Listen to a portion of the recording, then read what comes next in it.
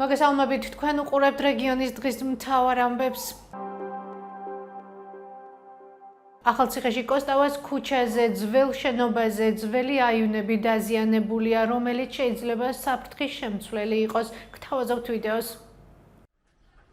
ძველი შენობის ძველი აივნები დაზიანებულია და გადაადგილების საფრთხეს ქმნის ახალციხეში, კოსტავას ქუჩაზე, სადაც მოსახლეობა ყოველდღიურად გადაადგილდება. წლების წინ შენობაში სასტუმრო ფუნქციონირებდა, ახლა ნაწილი კერძო პირებზე გაიყიდა. თქვენ ახლა კადრებში ხედავთ ძველი შენობის აივნებს, რომლებიც დაზიანებულია, ბეტონის იატაკი კი ჩამოშლილია.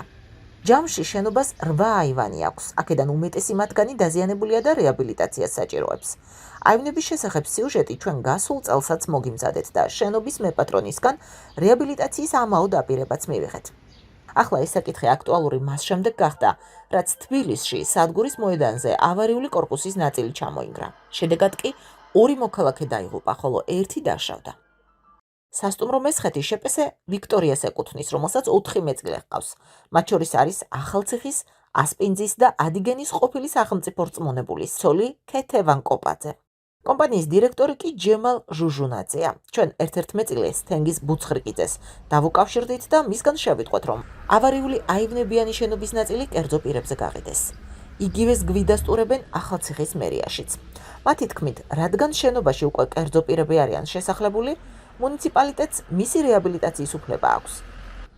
მუნიციპალურ ორგანოში აცხადებენ, რომ იგეგმება შენობის რეაბილიტაცია, თუმცა კონკრეტულ ვადებს ვერ ასახელებენ.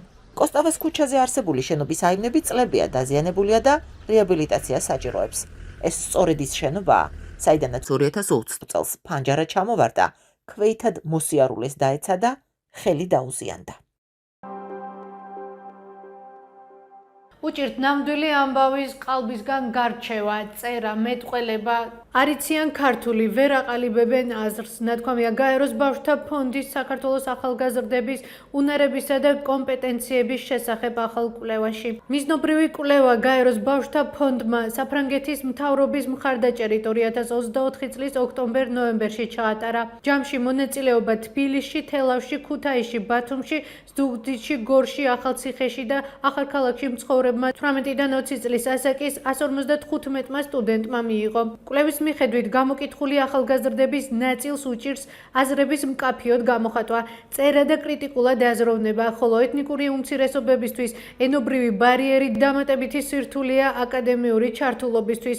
კვლევრები მიუთითებენ, რომ ახალგაზრდების დიდი ნაწილი ვერ ერკვევა STEM-ის სფეროში და ხშირად ვერ ხედავს პრაქტიკულ კავშირს სკოლის პროგრამასა და რეალურ ცხოვრებას შორის. უნარები ეს არის ისეთი სწავლამთელი ცხოვრების მანძილზე უნარები და კომპეტენციები, ეს მართლა ნიშნავს, რომ ადამიანი დაბადებიდან მთელი ცხოვრების მანძილზე გარკვეულ უნარებს ივითარებს. ამიტომ რეკომენდაციები შეეხება როგორც ადრეულ ბავშვობას, ადრეულ განათლებას, იგივე სკოლამდელ განათლებას, ხომ? ანუ აქედანვე უნდა დაიწყოს უკვე ამ უნარების განვითარება, ასაკის შესაბამისად ბუნებრივია.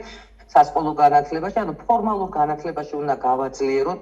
მიუხედავად იმისა, რომ ბევრ დოკუმენტში წერილობით ეს წერია, რა თქმა უნდა, ანუ როგორც სურვილი სახელმწიფოს, რომ აი ამას უნდა მიაღწიოს, მაგრამ პრაქტიკაში გვაქვს გასაძლიერებელი ამ უნარების განვითარება. რაც იმას ნიშნავს, რომ განმანათლებლები უნდა გავაძლიეროთ, მასწავლებლები უნდა გავაძლიეროთ, აქტიურად ახალი ცოდნით, ან პრაქტიკებით, ან რესურსებით, ყველაფრით, რომ მათ მართლა შეძლონ და მოახდინონ ზემოქმედება, ისე რომ ბავშვებს განუვითარდეთ და ახალგაზრდებს ეს უნარები. ანუ ერთი არის ფორმალური განათლება, მეორე არის არაფორმალური განათლების გაძლიერება. რეგიონებში განსაკუთრებით რეგიონის ახალგაზრდებით და მოზარდებით მოკლებულები არიან მრავალფეროვან შესაძლებლობებს, რაც თქვა დიდი ქალაქის მაცხოვრებელ ახალგაზრდებს არაფორმალურ განათლებაში, ამიტომ ეს კუთხე არის ძალიან გასაძლიერებელი და აქ როგორც ადგილობრივ ხელისუფლებაზეა საუბარი, ასევე საგანმანათლებლო დაწესებულებებზე საუბარი, რომელსაც აქვს საშუალებაც, უფლებაც ცხადია, რომ შესთავაზონ არაფორმალური განათლების კურსები ახალგაზრდებს.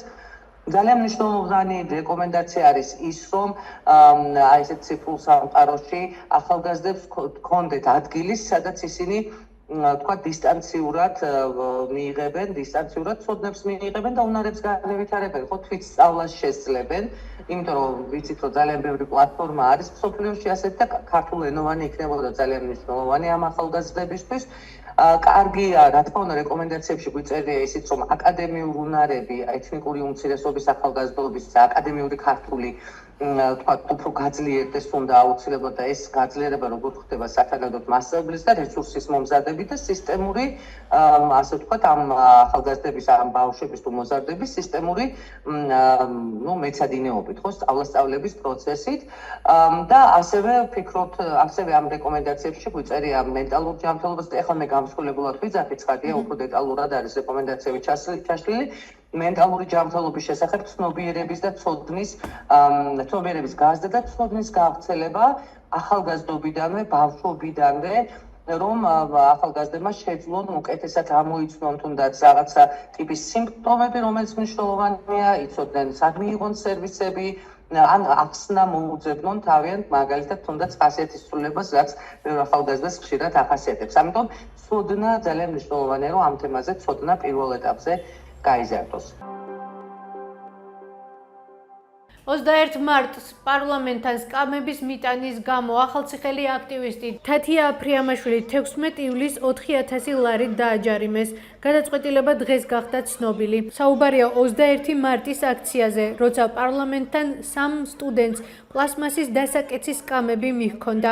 რისი დადგმის საშუალება პოლიციამ არ მისცა და 3-ვე ადმინისტრაციული წესი დააკავეს. 21 მარტს დაგვეკავეს მე და თაკოგვილია პარლამენტთან, მაშინ ხელწერილით გაგვეთავისუფლეს დაახლოებით 4 საათში და იქ გვითხრეს, რომ როდესაც სასამართლო ჩაინიშნებოდა, უნდა გამოცხადებულიყავით სასამართლოზე და ჩვენ თანხმობა განუვაცხადეთ, იმიტომ რომ არავისთან არაფერი არ გვაქვს დასამალი და არც დამალოს არ ვაპირებდით, ჩვეულებრივად მივიდოდით სასამართლოზე.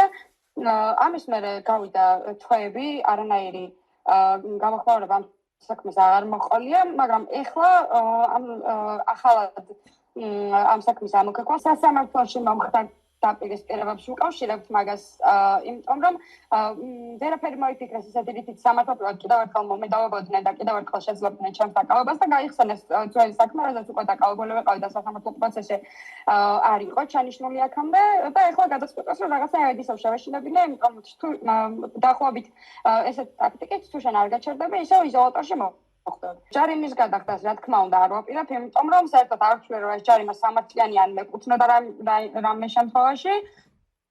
ასე რომ არ ვაპირებ უსამართლოდ დაკისრებული ჯარიმით შეუძლო ბიუჯეტი არალეგიტიმურ მთავრობას, რომელიც ბიუჯეტში შევიტანოთ ახლა ბიუჯეტში, რომელიც არანაირად ხალხის სასარგებლოდ არ არის გამოყენებული. ახალქალაქელი მასწავლებელი ჟანა ხაჩატურიანი მასწავლებლის ეროვნული ჯილდოს ათეულში მოხდა ინფორმაციას. მასწავლებლის ეროვნული ჯილდო ავრცელებს ჟანა ხაჩატურიანი ახალქალაქის ნომერ 3 სკოლის სამოქალაქო განათლებისა და მოქალაქეობის მასწავლებელია. ასევე იგი ჟვანია სკოლის ტრენერი და სამცხე-ჯავახეთის სახელმწიფო უნივერსიტეტის მოწვეული ლექტორია. როგორც ჟანა გვეუბნება, უნივერსიტეტში უკვე 25 წელია ასწავლის, ხოლო სკოლაში 20. ეს იყო ჩვენს ხელთ არსებული დღევანდელი ბოლო ინფორმაცია. მეტი და დეტალური ინფორმაციისთვის ეწვიეთ ჩვენ ვებ და Facebook გვერდს. გმადლობთ რომ გვიყურებთ. ხვალამდე.